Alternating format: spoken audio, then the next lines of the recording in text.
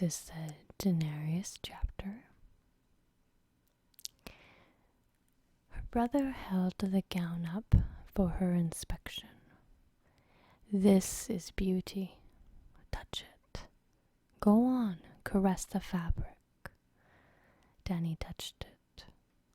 The cloth was so smooth that it seemed to run through her fingers like water.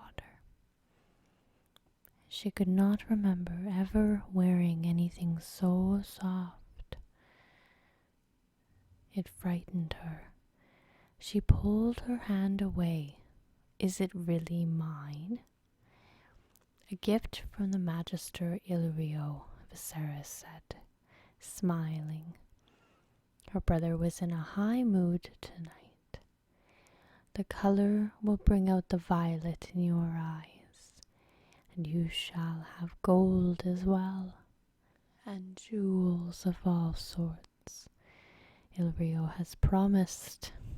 Tonight you must look like a princess. A princess, DANY thought. She had forgotten what that was like. Perhaps she had never really known. Why does he give us so much? She asked. What does he want from us? For nigh on half a year they had lived in the Magister's house, eating his food, pampered by his servants. DANY was 13, old enough to know that such gifts seldom come without their price, here in the free city of Pentos. Illyrio was no fool, Viserys said. He was a gaunt young man with nervous hands and a feverish look in his pale lilac eyes. The Magister knows that I will not forget my friends when I come into my throne. DANY said nothing. Magister Illyrio was a dealer in spices, gemstones, dragon bone, and other less savory things. He had friends in all of the 9 free cities, it was said, and even beyond, in Vias Dothrak and the fabled lands beyond the Jade Sea. It was also said that he'd never had a friend he wouldn't cheerfully sell for the right price. DANY listened to the talk in the streets, and she heard these things, but she knew better than to question her brother when he wove his web of dreams. His anger was a terrible thing when roused. Viserys called it waking the dragon. Her brother hung the gown beside the door.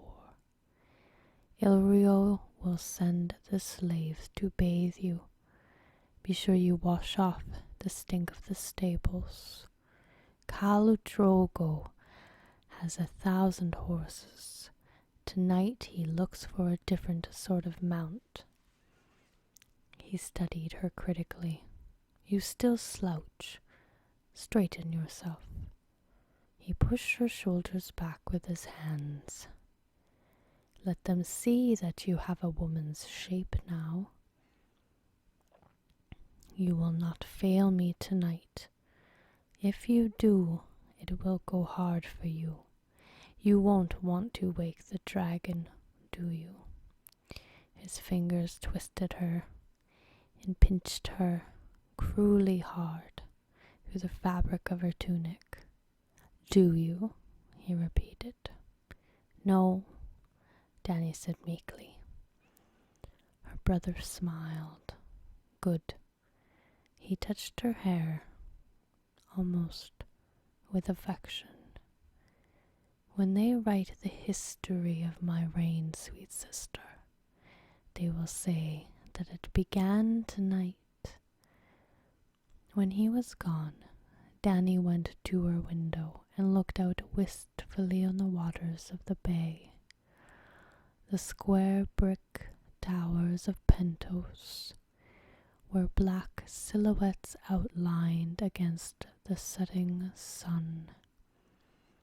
DANY could hear the singing of the red priests as they lit their night fires, and the shouts of ragged children playing games beyond the walls of the estate. For a moment, she wished she could be out there with them, barefoot and breathless, and dressed in tatters, with no past and no future, and no feast to attend at Khal Drogo's manse.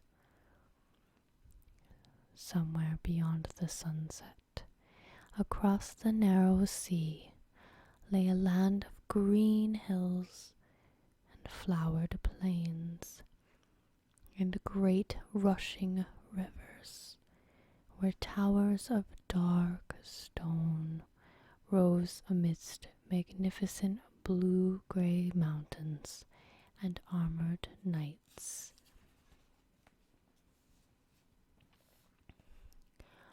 Rode to battle beneath the banners of their lords.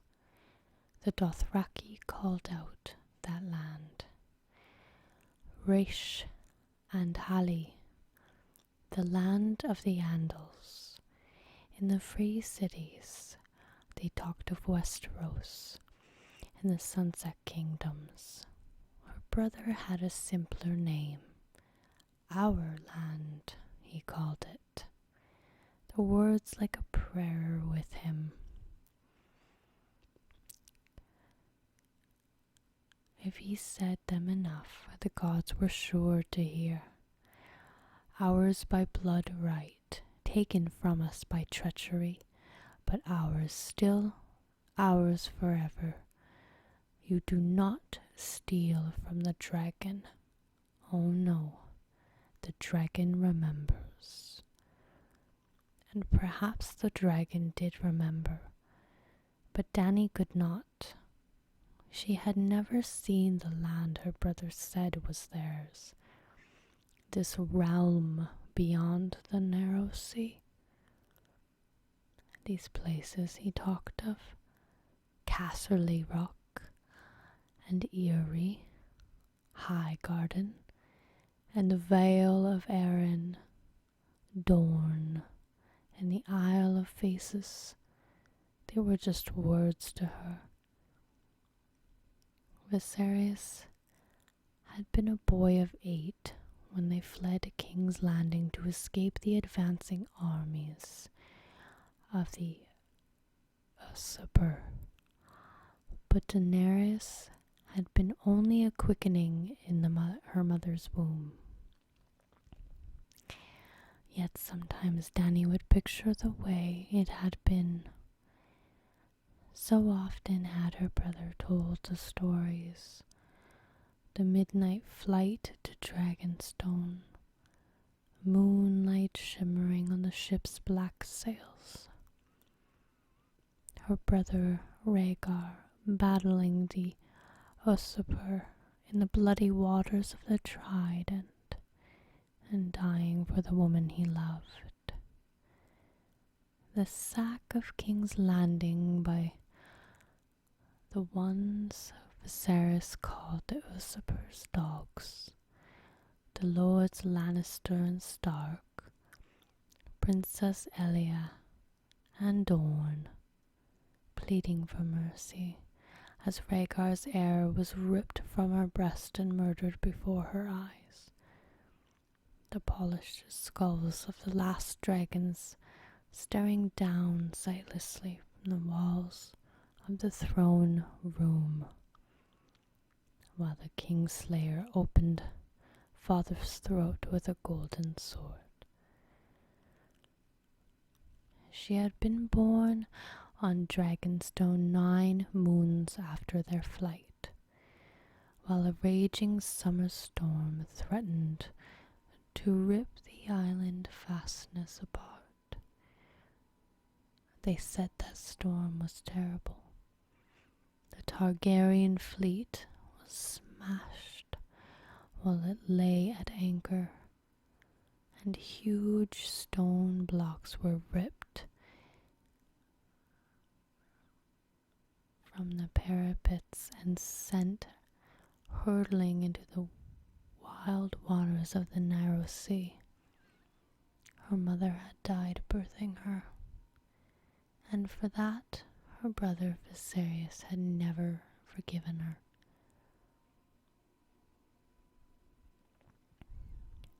She did not remember Dragonstone either.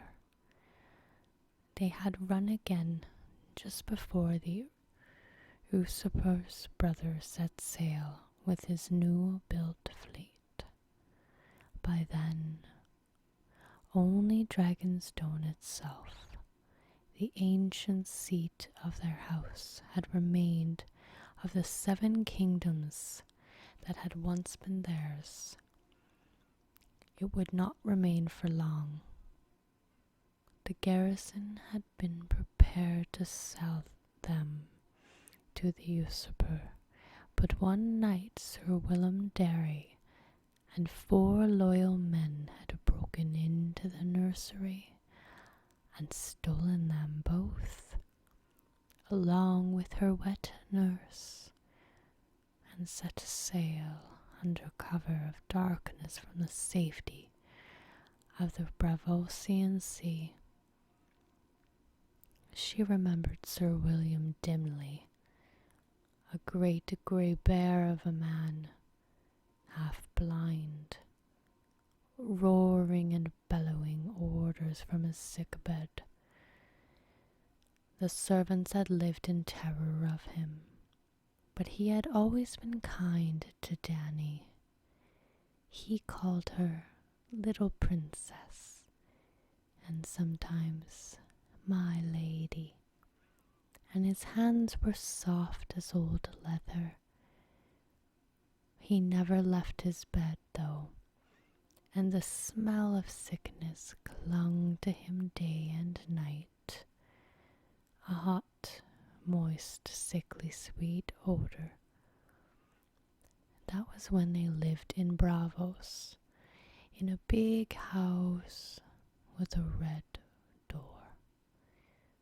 DANY had her own room there, with a lemon tree outside her window. After Sir William died, the servants had stolen what little money they had left, and soon after they had been put out of the big house. DANY had cried when the red door closed.